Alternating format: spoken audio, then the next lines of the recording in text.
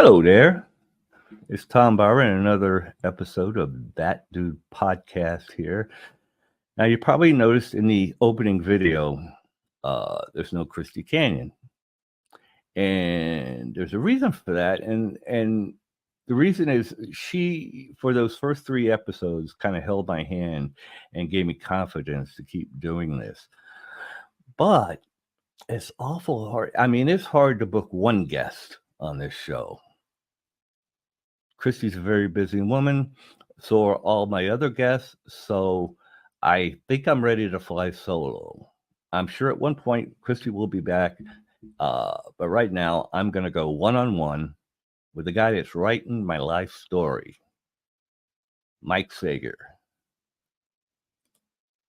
Hey, Tom. Hey, man, if you can't be comfortable with me, I think you're going to do fine. Exactly.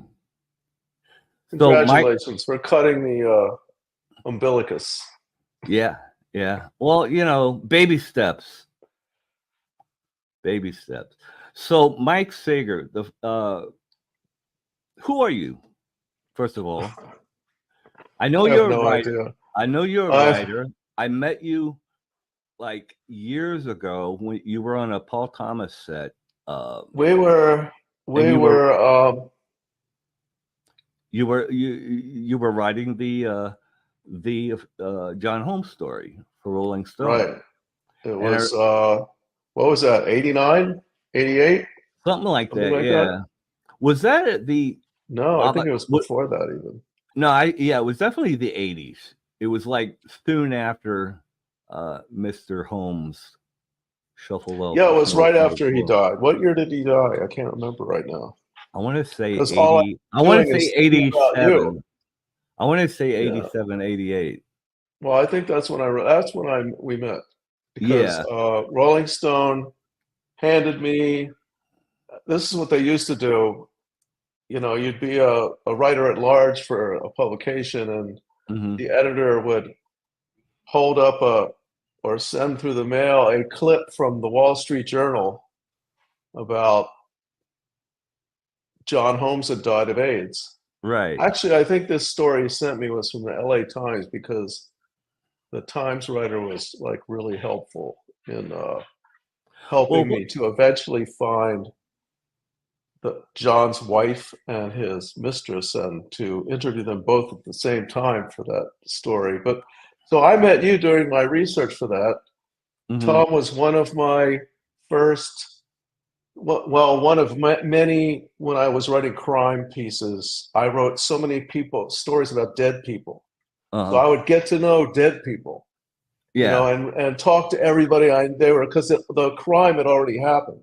Right. So I could never John Holmes, I never fucking met him. Right. But at some point I probably knew more about him than anybody else, Yeah. And so in the quest to do that, I was doing my homework, and I noticed that you played a legendary role next to John Holmes. It was Dick Man and Throbbing. And good old Dick Man. That was great. It was like, what was that? One of the early spoofs, kind of? Yeah. And the parody. I mean, parodies have always been part of parodies, whatever. I mean, the industry sort of lived on those. Yeah. For many years, but you know what? So you know what's funny? The original name of that movie wasn't Dick Man and Throbbing. It was the Sexorcists. And Dick Man and Throbbing, the character names kind of we came up with them on the set. I think for the Sexorcists, weren't you supposed to be dressed as like a priest? Exactly. That would make sense, right? But right. No, so why were you're the Sexorcist, but you're dressed as Batman and Robin? But we weren't dressed. We were dressed as just superheroes for some reason. I mean, we're talking, Jerry T was the director, and he liked to smoke a lot of weed. So, these are the didn't always have to make sense. Yeah. Many of those scripts were written in an hour. You know what? I don't think it was that set, but during the same period of time, it's one of my favorite stories about the porn industry from a writer's perspective. Hmm. Um, I was on a set, I think, with what's his name, Paul Thomas, Right. and he was shooting, and it was the first like porn set I'd ever been to. So Yeah. like I drive out to like Calabasas or way the fuck out there No, somewhere, I think and it it's was this at ranch house. it was the avocado ranch. That's what I was going to say. It was this ranch house surrounded with avocado fields, Yeah, yeah. and Jim and and Marianne. the That a the lot of owners, they movies were in the got shot there. kitchen. Yeah, They were in the kitchen. that This was like Jim. fat guy and his fat wife and Yep. his two fat dogs, Oh and yeah, they're in the kitchen. See, I was like wandering around. I got bored watching the sex, you know, yeah. as if No, we because shot so many movies at that avocado ranch. It was in that is so Moorpark. funny because Yeah, there was a guy. He is like making the lunch. He is making spaghetti. I remember this, yeah. and I say to him, "Are you a caterer?" And he's like, "No, I'm the writer." You know who And I that was? always, That was Mark Weiss. He was I always thought he that's what actually that. was a writer. He actually was a writer, but I mean, But the writers were so unimportant. They also had to make money cooking well, spaghetti for the crew. You know, no, it's I just just think it was it's an funny. extra it's an extra paycheck. Mark was actually a pretty good cook. I remember some of Yeah, the no, stuff it's that not. Mark It's did. my self-deprecating view of being a writer, though. You see, they just Yeah. give us all the bad jobs. No, Um, I liked Mark. He's not with us anymore, but yeah, he was a good old guy, and yeah, he wrote scripts but so and is and that the catered day I porn met strips. you on that, That or I believe, did I yeah, meet you on that shoot? 100%. That is the shoot that you met me on because So I was watching I you. I remember I remembered was. you. I remembered you because I don't really like a lot of journalists that come around sniffing around porn sets. Anyone from the mainstream, I always get my guard up, I get kind of suspicious, like, because what got me in trouble with like the IRS and all that shit was me going on the fucking local news and about Tracy Lords, about all the vice, the pandering bust. I made myself like the public, and then all of a sudden I'm getting investigated by IRS. So I was always had that suspicion of but you were like I don't know, you were just like a member of the crew. You blended very well, and that's why I'd done some research on your technique of writing and kind of, what's the word, burrowing yourself with the subject. Yeah, well, these days it's called it being embedded. You're Embedded. That's the embedded, word I was looking embedded. for. That's the. Yeah. But it used to be just like I don't know. I had this great thing I used to tell students, which is, you know, when I taught college for many years, I sort of love to get these perverse lessons in. First of all, I cursed a lot when I taught. Right. I did this huge 600 person thing in Romania once, and then we Hmm. broke off for these little sessions, and all the writers had sessions, and they had a poll going on how many times I would say "fuck" in the same thing, but in the same session, I think the person who won, it was like 39 times in 3 hours or something like that.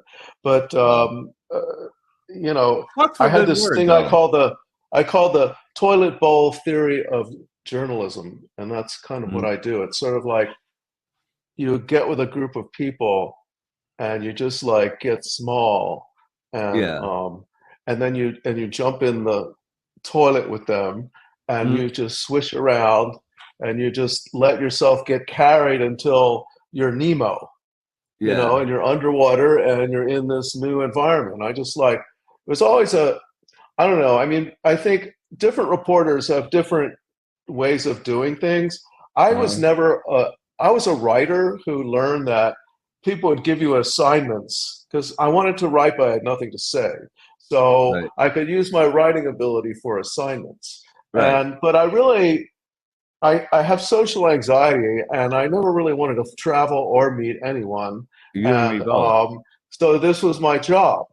Right. So, I mean, I just basically went there and I didn't know what to ask, so I would just shut up Yeah. and But that's just that's kind of like that's what I be like. pleasant. That, And then yeah, if something exactly. would drop, I'd pick it up. Like Yeah. you would say, "Hand me the lotion," and I would. I'd hand you the lotion if you wanted it. You know, But it's you just understand, but that demeanor, allowed me to let my guard down. You know what I mean? right. I Well, remembered that I think a about you lot of because reporters. Go ahead. I'm sorry. no, no, what you were going to say was exactly the point I was trying to make. A lot of reporters, I don't know, you just get that suspicion kind of. At least I Well, do. it's just that they're insecure and they don't feel comfortable. But yet, you know, the reporters are usually like they're pretty smart people who could have been doing some other job. Yeah. But that doesn't, you know, like they could be making a lot more doing something else probably. But Right. they like have this thing in their soul. But at the same time, they have insecurities, and so you like it's like when you're at the. I learned this when you're at the Washington Post. You know, it's kind of like you're wearing the cape. Mm-hmm. You know, it's like Dick Man and Throbbing when you're wearing the RS on your chest, you know, Right. or the E for Esquire or the whatever it was. You know, you're in there and like it's all how you use it. You know, I think you know. I don't know. I over the years, it became as much of my job would be to minister with a tape recorder running as Yeah. anything else. Was And I that think was that that's like good journal. That's how a journalist should act, but I don't think that happens much anymore. was that the very first exposure to anything like the porn scene at all? Was that it on the set? Or have you You gone to some know, have you gone to some parties or anything like other that? than like in the frat, like Uh-huh. we like had a movie night with a 16 millimeter Right. projector one time with like the guys with the loops essentially with the guys with the socks and one night my friend Henry and I, who's now a huge producer at 60 Minutes, but we were on Quaaludes in Times Square in I the miss early Quaaludes. 80s one night, and we went and watched those fucking you know, what'd you call those things? Those dime Loop. machines, you know, Loops. loops. Yeah. Yeah. But other than that, no, I really had Well, no interest but this was your in. first like on It on was, the set. it was, but the thing was, is Yeah. my father was a gynecologist. Uh-huh. So, and he was a religious school commissioner at our temple, and his bailiwick was sex ed for the students of the Hebrew school. Right on. So my father taught sex ed. We could say anything in our house that you wanted to, as long as we used proper terms.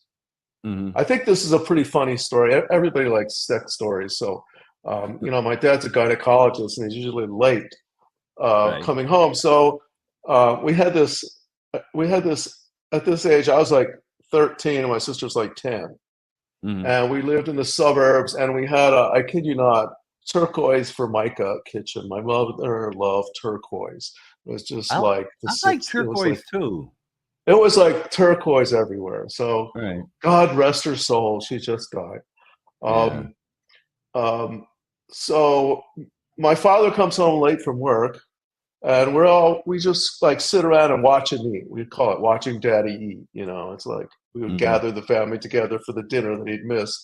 And my father would never tell anyone anything. He's told me like three stories about his childhood.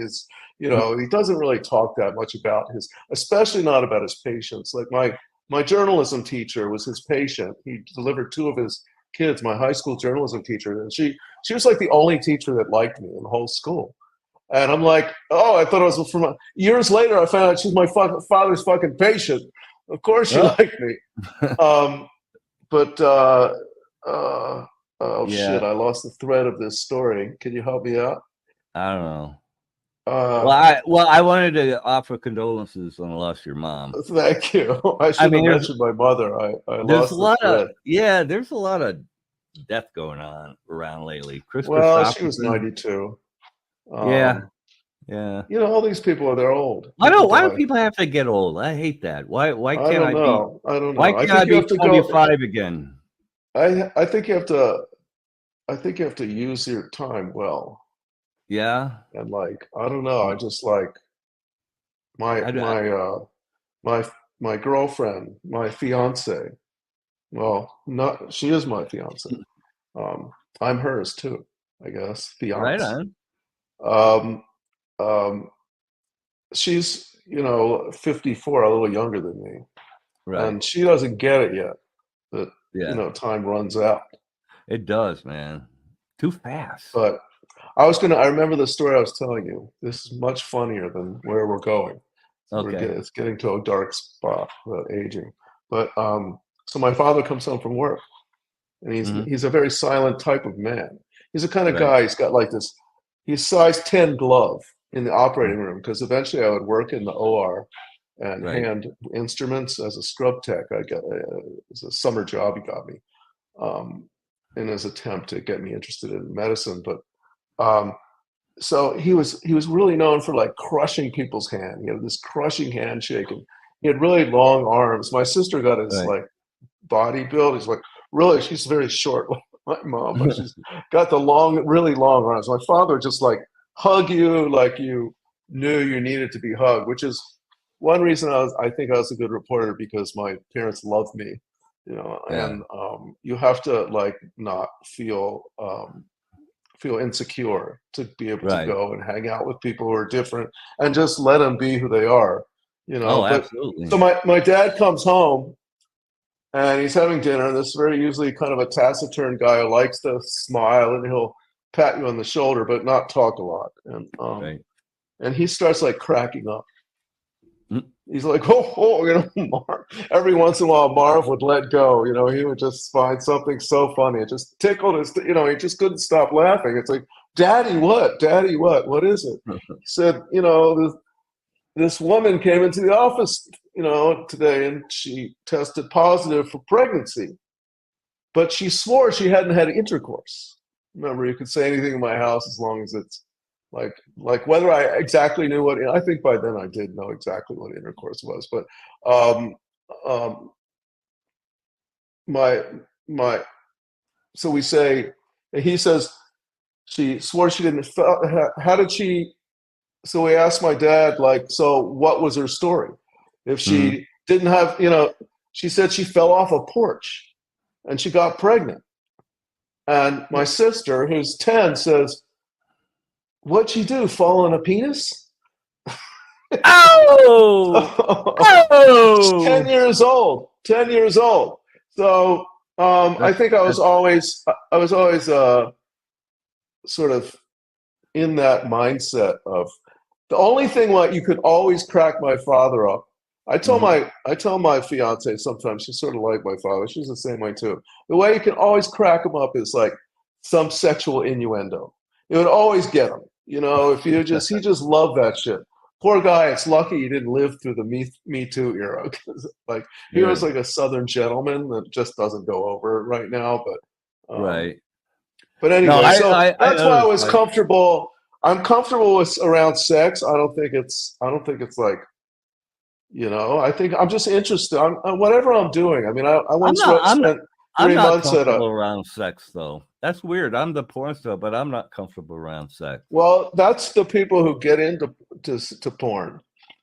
Like whenever I would go to a party and it'd be like an orgy starting to happen, it's like I would leave. It's like I can have sex in I front of a wouldn't do crew. that either. I mean, I've been to. I I've can been have to. sex in front of a professional crew, but having sex in front of just strangers kind of weirds me out. You know what I mean? It's Yeah. kind Well, of first of all, I'm like. I'd rather do it in the privacy of my own home, just oh yeah, with well, one true that. person, and it's about the connection and like as a 68-year-old guy, I have to just say, fuck yes, Cialis. Fuck yeah. I mean, I am like a young man. You like Thank you. Cialis, huh? Thanks to Cialis. I do because I can control it. But you I'm a, have to, if I'm you have a a Viagra person, man. I like well, Viagra. I tried the other stuff, the Cialis, and what's the other one? Um, there's there's a three. whole bunch of them now. There's Viagra, Cialis, and something I think else. those are the top two ones. They're either And that I or there's a combination of that, played with all basically. three of them, but I came back to Viagra. It just, I don't know, works better. I like mine because it works on command. It just Yeah, doesn't, it works when yeah. you need it. But you have to like make sure your dosage is right, especially if you're like spending time together.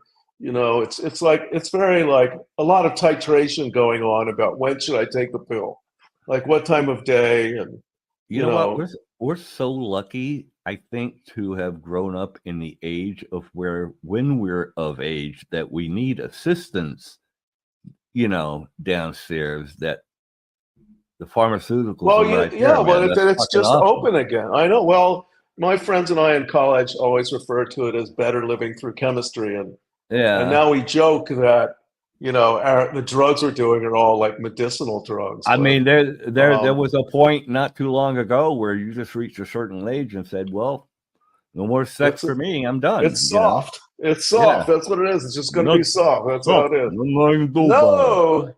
No, no, no We have soft. we have pills You now. got to work on that core, baby. You got to Yeah, work on that core. Cut down the beer and like work on the core. the core. So you're a writer. I am. You've written a That's why lot I of need books. exercise. You've written a lot of books. You wrote this nice book about Marlon Brando. I did. That's a recent. It's a Another, recent rewrite of an old story. but it's another book about someone who's dead. Yeah, everybody. But I mean, I did, but you're alive, so that's why I don't know what to do with you. I'm just waiting for you to die so I can finish it. or like kill a bunch of people, Yeah, like John Holmes, even though he right. didn't kill. He didn't So, kill anybody. He was a pussycat. You don't have but the new cover of the John Holmes story. I should get it for you. who says I don't? Oh, wait, Oh, why does it look it's weird on my pixelating, green and screen? put it in front of you. Put it in front of Ah, yourself. Put it up in front of your face. There you go. Perfect.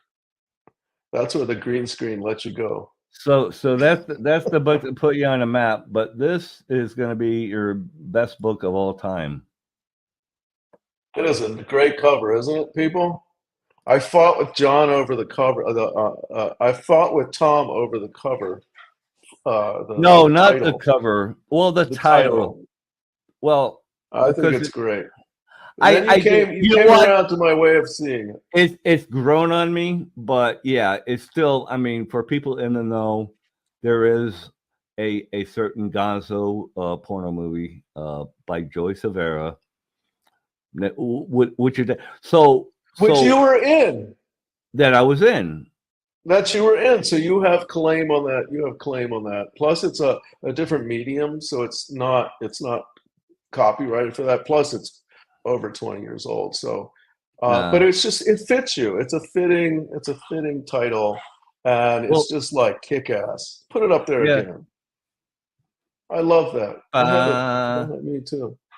You know those the writer is the artists are two Australians. Yeah. Sonny and Biddy Yeah, I like the art are a their lot. names. Their art is amazing. And in fact, Sonny, I just got his tickets to see the Lakers because All right. he's a real huge basketball fan. And he's coming up to LA, so I used to I'm gonna be. I take him don't to know. a I Lakers I game. kind of fallen off the Lakers since Kobe retired, and then I watch. But It's I always did who I'm it. paying attention to, but I mean, I like I started watching the Lakers like back in the Wilt Chamberlain days, because I'd watch yeah, because the games would be on late, and I'd watch with my dad, and stuff. So right, it was right. kind of a bonding thing. And then I got into it again back in the Magic Johnson, Larry Bird days, and then after they went, then it was kind of like then Shaq and Kobe I came get up. it. I get it. So, The thing is, it's like I feel like it's like this little thing I kind of have on the side that I sometimes watch basketball. Like if it's a big game, I'll sit and watch the whole game. But I'm mostly like I'll that tape with it. football. If I'll tape it and like watch it later, and I don't even care if I know the score. Chances are, if they lost, I won't watch the tape. But Yeah. I'm not like a rabid fan, but like sometimes you need to do something where you like just stare at something, and I kind of like reading about. I like reading about the gossip about the players. Like there was a time when I did a lot of Esquire stuff about the Lakers, and I knew. Oh, I know. Like I knew probably every player in the league, like by face, and I went to the Olympic practice and all that shit, and it was fun just to like. It was like something you knew, and it was also since I don't have I have the right brain of a pea, or is it the left brain? Which is the brain for math? Which is the brain for math? Left brain I or right forgot. brain? I think it's right brain. I have the right Whatever. brain of a pea. So I like basketball because it's only like 10 players on the team. Oh, yeah. You don't have to know all this shit. It's so much less to know. And then, then we can argue about like what sport is better. But those guys have to do all of the things you have to do in sport. You can't be specialized. That's I like basketball. That's a cool sport. I was good at it when I was a kid, Yeah, I like to play too. Whereas like at football, 5'3", I was like at 5'3" in high school. I was pretty good at it when I was a kid. So back to the book. So how it all came about is you were assigned to do a short story on me from what was the name of the this guy from the guy from Dollar Shave Club. Remember Dollar Shave Club? They used to have those. They started out really having the commercials in the Super Bowl. That's how they got famous. But this guy who owned it wanted to have a content website, which of course he funded out of his own pocket for like 5 years. But they never really found it, and they really were very influential in a lot of like the men's magazines changing what they did online. But it eventually died. But I guess it was founded by a former like mentee of mine who was a Playboy editor at one time. And what year was it? Was it 19? I want to say, it was before I moved to New York. It was right before you moved to New York. It was 19. So it was early part of 19. Yeah, I worked for them for a couple years. At first, I tried to get people to write stories like I wrote, but we weren't paying them very much. So we finally decided the guy would just pay me to write the stories, which is probably what he was angling for in the beginning. And I didn't really feel like writing a million stories for no money. But anyway, so I think I noticed on I think we were Facebook friends, as prosaic as that is. But I noticed you were driving an Uber. Mm-hmm. And I knew that, I know especially with Mel, like they like to do stories about, these modern kind of, it's a perfect story. Tom Byron, the former porn star, is driving an Uber. Right. So I said, let me write a story about it. I'll write like what I was doing then, I was spending like 3 or 4 days with somebody. And then I used to spend 3 or 4 months. But in these days, I was spending 3 or 4 days, and then I would write their story, and I'd write a nice story. I mean, in that way, I wrote a really nice story about Ron Popeil, the guy from TV. Remember him? Yeah, I remember. Funny as shit. He was funny as shit. I think he had a house that was a porn shooting location back in the day. He might have. He lived in this like real big mansion, but I watched him try and sell his last great invention, this turkey fryer.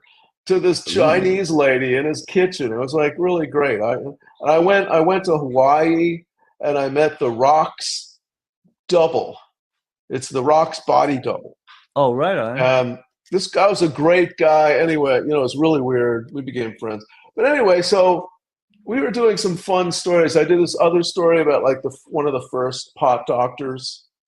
Oh, You know, he just let me do a lot of stuff that was whatever I wanted. So yeah. anyway, long story short, I started to do the story with you, and then I realized it was too good of a story to waste for whatever he was paying me on Mel. Right. So I decided to, you know, we spent like what, like a week. Yeah. I was About a driving week. around with you, And and we then all of a also sudden I I upped also and moved paid to you. New York. I had to figure out a way to pay you. So I got you Yeah. to do an interview with me one day driving to Santa Barbara and back. Yeah. Yeah. They paid for it and our lunch. That was Yeah. like I remember when I worked for Rolling Stone, like, you know, you say worrying about being among porn actors. Before I did that, I lived with a crack gang during the crack days in Venice. Yeah. The V13, and you know, if you could live with them, you could live with anyone. Yeah, So, I stay away from the crack. The but crack the people. funny thing was, is I know, but the funny thing was, is you know, these were the Mexican gang guys. You know, they're the M13 now in the jails and all that stuff. But I would for Rolling Stone, I would hand in these expense accounts, and it was just like crack and groceries. Because I would buy the women groceries, you know, and bring them over, and I'd spend money on crack for all the guys. And Well, Rolling Stone, I wish I had a copy um, of that expense account. Maybe somewhere I probably do. But um, but can you anyway, write? Is that a write off? Crack? Can you write off crack? well, I couldn't write it off, but I was getting that was the bullshit though. I would get put stuff on my expense account. They would put it on as pay, and then I'd have to pay taxes on the money that they were reimbursing me. But you know, whatever. So anyway, so I thought the book was too good to waste on just magazines, a little, you know, online story, a couple thousand words. So I waited, but then, you know, you changed cities. You went to Yeah. Rochester, and but I came up there. Oh yeah, that was I great. came up. We hung out. We did like all the because I first I wrote like a lot. I wrote 35,000 words, and then Right. I came up to you to fill it in, and then like COVID How do you happened. you know what? I gotta ask you real quick. How do you know when it's 3,500 words? Is that does your thing count it? 35,000. Or 35,000 whatever. Does your little system that you're writing on count the words? Yeah, I write on Word, Okay. Does it count and like it an has a A? running counter at the bottom. Oh, okay. I got you. I Got think you. it counts every 5 words as one word, actually. Every 5 spaces used as one word, something like that. Okay. All right. Sorry to distract you. It's all right. It's pretty accurate. It's like 250 words a page. Yeah. It's Now it's pretty just one of the little accurate. things I've always wondered. No, How there's I can talk about that stuff, especially since I become a publisher for the last 13 years. There's all this weird, kind Mhm. of interesting stuff about that. But so so what were we saying? I moved Um, to New York. oh, you moved to Rochester, then we did the interviews again, and then COVID Yeah. happened, I think. Yeah. And You then had you no, and you your actually tooth got happened. to well, yeah. Well, what happened with my teeth is like I have veneers on my upper I had veneers on my upper teeth that I got in 97 when I was with Elegant Angel.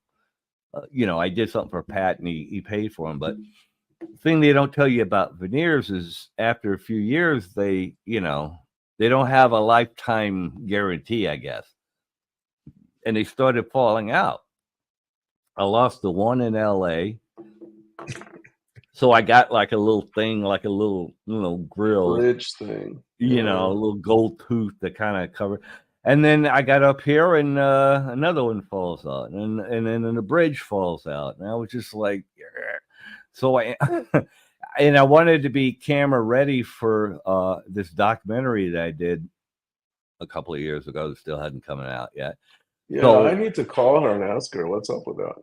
yeah, so what I did, I just ended up yanking all my teeth, and over the course of the last year and a half, a lot of dental surgery and a lot of stuff, a lot of money, and now I have Beautiful. and I But had I think you should endorse for your watchers that since my fiance does run a dental office, I would say had you had the wherewithal to have regular dental treatment through those years, the yeah, lean years, had yeah, you had some sort of ability to access that, your teeth wouldn't have been so bad, right?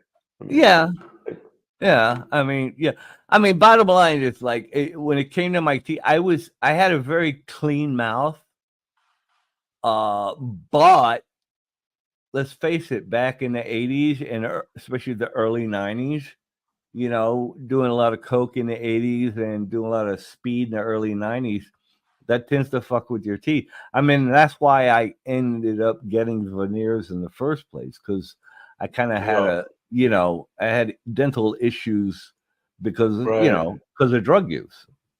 right. But, you know, They look great now, yeah, yeah, this ain't and the you're ready to final, come out. it's not the final set. I have another one that eventually, becomes the permanent. Oh, Yeah. I didn't know that. Yeah. Well, that's good. It'll be ready So, in time. yeah, we're still, yeah. Well, when the books, Do you think for the so last, I don't know how long these things go, but do you want me to read a little bit of the book to get a little absolutely, interest going? I like to go All about right. an hour. We're at 37 minutes now. So, All right. Let me do I think there's like just the beginnings a little and okay. then on to the beginning and the intro. Let me find it here.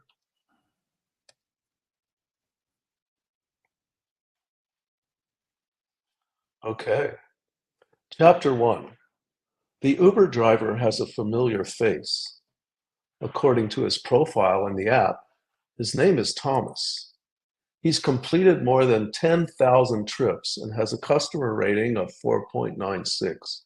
I didn't fuck In around when the I was, okay, go ahead. in the micro headshot provided, he appears to be a typical norm, late 50s, graying hair, with hip nerd style black framed glasses and a slightly overlarge set of veneers.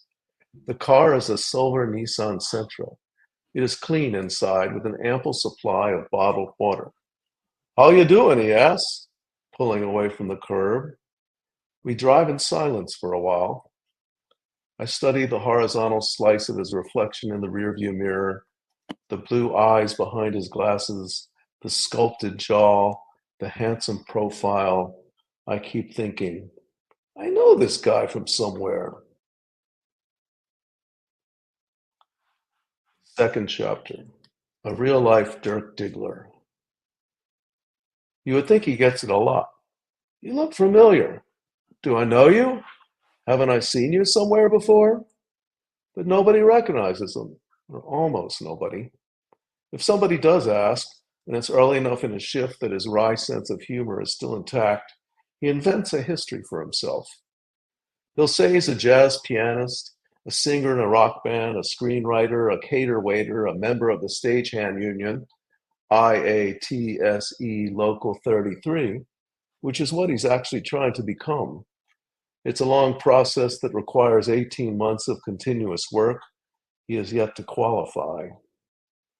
Years ago, before the internet turned the porn industry upside down and shook all the money from its pockets, this black, bespectacled Uber driver was practically a household name, or at least a name known in millions of darkened bedrooms across the world. In a career that spanned 4 different decades over 34 years, Tom Byron appeared in nearly 2,900 triple X-rated porn films, making him the most credited actor in the Internet Adult Film Database. According to Tom's count, he's made a full 3,000. During that span, he had sex on film with an estimated 4,000 women. Byron got his start in porn as a 21-year-old, a skinny, fresh-faced boy next door with a Bee Gees-inspired feathered haircut and the kind of surprise waiting behind his zipper that widened the eyes of even the most seasoned actresses.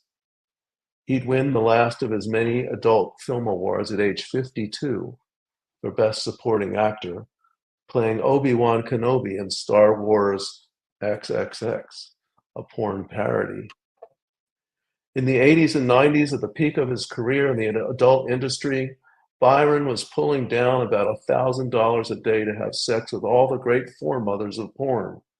Kay Parker, Marilyn Chambers, Asia Carrera, Nina Hartley, Ginger Lynn. He even worked with an underage Tracy Lords in her porn debut, What Gets Me Hot. For a time, before Lord's true birthday was discovered and sales and viewing of her movies became a crime, Lords was one of the most sought-after pornographic actresses in the adult entertainment industry. Though she was living with another man at the time, Byron had a romantic relationship with Lords, though he denied the rumors. After all, sex with her in public was private was a crime. Eventually, Lords would become one of the very few porn stars to cross over the Hollywood mainstream. She'd studied method acting at the Lee Strasberg Theater and Film Institute, and go on to star in several first-run productions, most notably the film version of the musical Cry Baby, directed by John Waters, opposite Johnny Depp and Ricki Lake. Meanwhile, Byron would continue to make films, year after year, film after film. Over the better part of 4 decades, Byron acted, shot, edited, and produced adult films. He acknowledges Viagra for lengthening his career. Of course, many actors continue to use it and other ED meds, which takes the worry out of performance.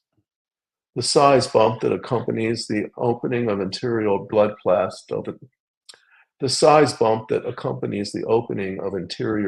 paths doesn't hurt either.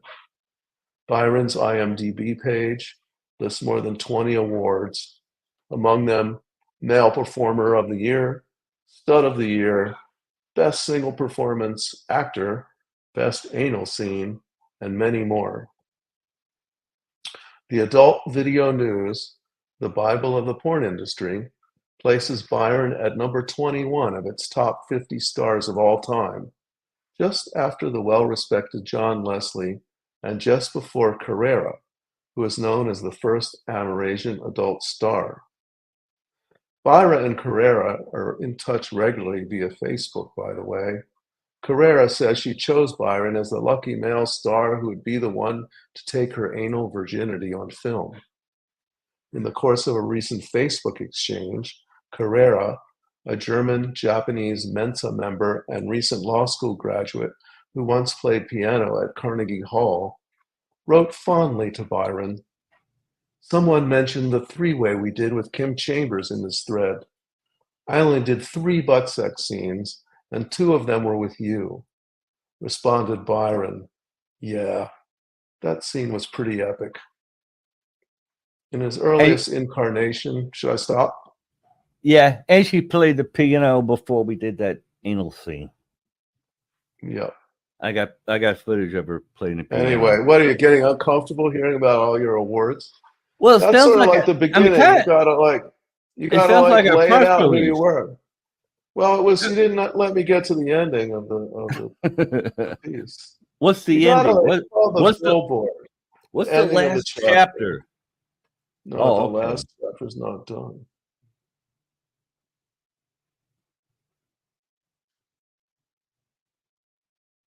Well, it sums up in a few more graphs, and now here he is in the flesh, so to speak, driving me in his Uber. Tom Byron, 57 years old, a long way from Tracy Lords. I've got to earn at least 100 a day to make my nut, he says, his basic living expense. Uber keeps lowering their mileage rates. As it is, he's 2 months behind on his bills. Money from Rob Black is keeping him afloat. His teeth are bad. His life sucks. He has no fun. He hasn't even been laid since his last film in 2013. There you go. That's a happy ending.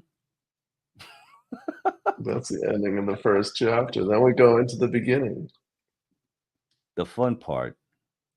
This is what people like. They want to hear you like, oh, you fucked every girl you wanted to, but now look at you.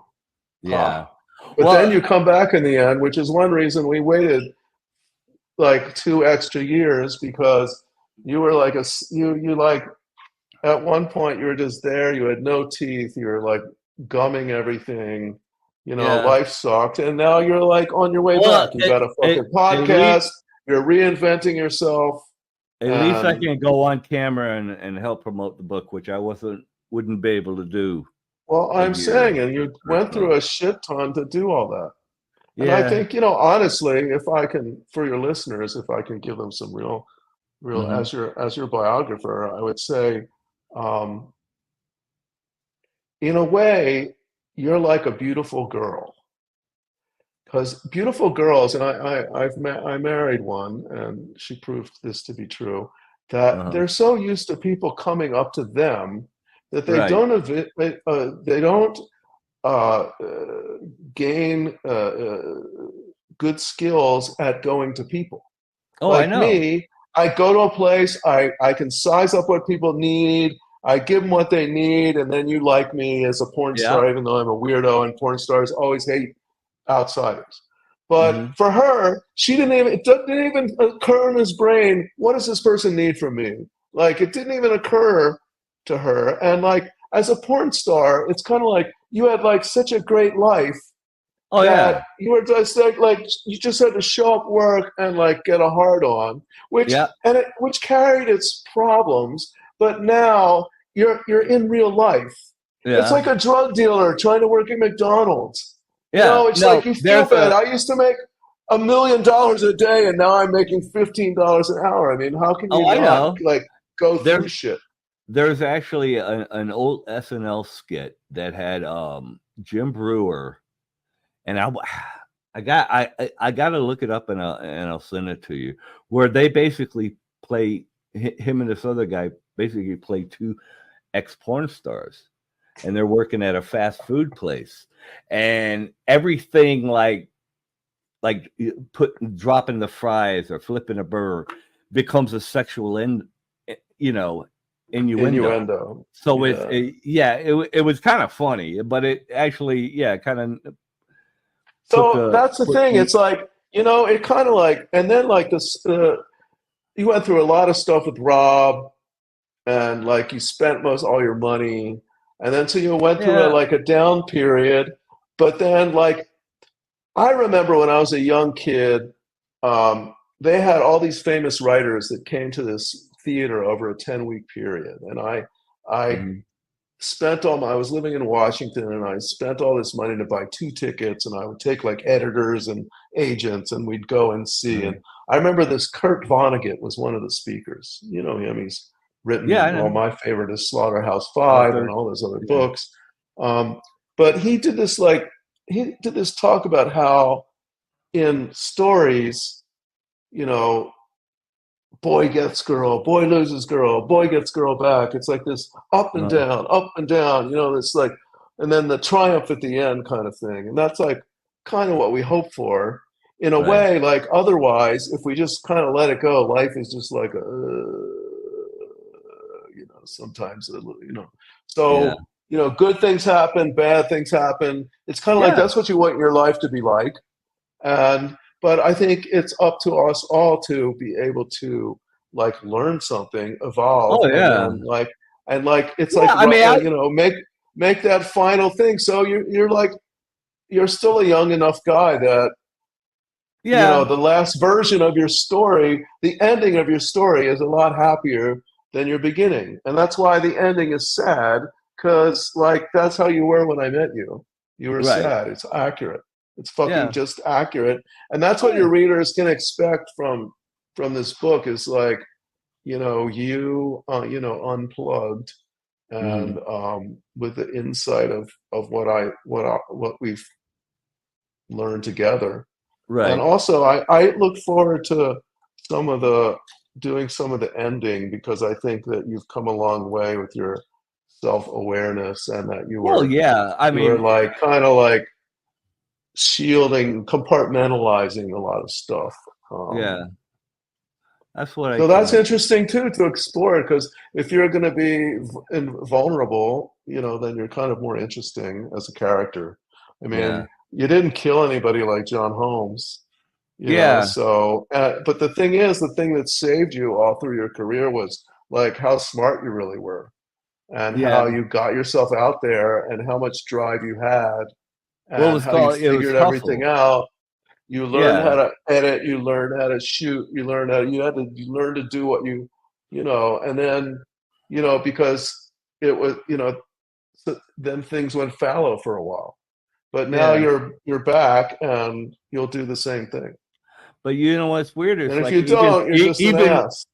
even when things are bad, you find a way to like during the lockdown when I did Uber up here in New York. I mean I did better. I actually because everyone else was locked down, I was actually making a whole bunch of money and you know basically furnished my entire place. Just because I was making so much money on Uber. So I know, that but that's great that you did it. Like, because yeah in the beginning of the Rochester story, you have like one table that's like from a kindergarten that your computer's on that you're sitting yeah. for. Oh, I know. Yeah. Remember that? You didn't have any Yeah. furniture. Yeah. You had like Yeah. a Now bed, and you had that like what was that table? it was It just a was like table. It was a Walmart table. a foot And I off had the floor. it What was was a it for Walmart table. kindergartners?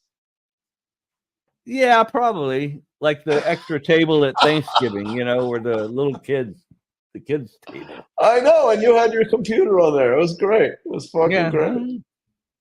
You do what you gotta do Look, sometimes, it's just you life. know, But when now you're I when got you're a a fully journalist, my place is fully furnished now. but that's what I'm saying. When you're a journalist, sort of like if like the bus goes over the cliff and no one dies, it's like gets into page B8. But Yeah. like if people die, it's on the front page. Yep. So it's like if it ain't like a fucked up story, it's not a good story.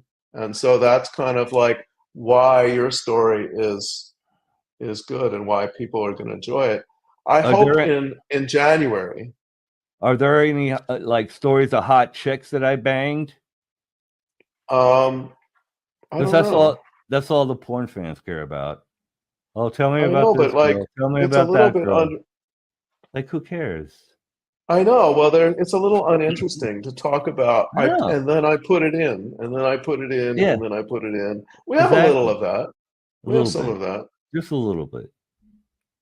You have opinions about women, but like you actually like I think actual true porn fans, they like to hear about that stuff, but they also more like to hear about what the people are really like. Because like Right. I got to know Asia Carrera very well. I did a piece with her for Playboy, in fact, when she was still like in hiding. I should And have Asia on the show. That should be she might good. not do it, but I, she maybe looks not. great. When I I met don't. her, she was like super overweight, and then she like pulled her whole shit together. And Well, she had she's two like. babies in the. She delivered two babies by herself in the bathroom. I know. I know her whole thing. She just passed the And bar. yeah, Yeah, I read her but yeah, papers. she just like she realized what I realized But with the that's the three thing. books, three weeks. I want to have different kinds of people on. I want to have you. I want to Well, have people have her I on. had growing up. Uh, You can have me on with her. Have me uh, back with her. I'd love to. I haven't like we talk on Facebook every now and then, and she wrote me the sweetest letter. kind of one of the nicest thing anybody ever said. Yeah. That the way I portrayed about the way I portray people, which I have. No, she's right. Well, Yeah. before I had all these problems in my office, it was on the wall, but it's not anymore. It may be again though. Yeah, but that's that's the thing I wanted to get back to is like I want to have different kind of people other than just porn star, because I don't just do just like I didn't want my bio to be just another porn bio. I kind of don't. Well, want look, it's for you to shape. You know what I exactly. mean? I mean that's it's sort of like as a guy who like got into Georgetown Law School and then left after 3 weeks because I wanted to be a writer, Mm-hmm. then and lied to my Jewish parents and told them that they were saving a spot for me in the next class that they weren't. So I had to succeed, you know, and it's everybody can. I think if you're putting the work in, then you're doing more than 99%, and you should succeed. Yeah. And so all these people, give Tom a watch, Give me a watch. and With a, because he is going places again. and And when the book comes I really out, buy predict that shit. another Viagra fueled turn Oh, in you the think porn I'm industry before it's over. I do. money talks? Who's the Money oldest talks. guy and who's the oldest guy to do a porn film? I mean, fuck. It was some French guy. I think he was in his 70s. I used to All watch right. him. I think his name was Well, Jean you can be Valjean the or only something. one who actually moves while they fuck. Yeah. No. Yeah, Anyway, we'll see.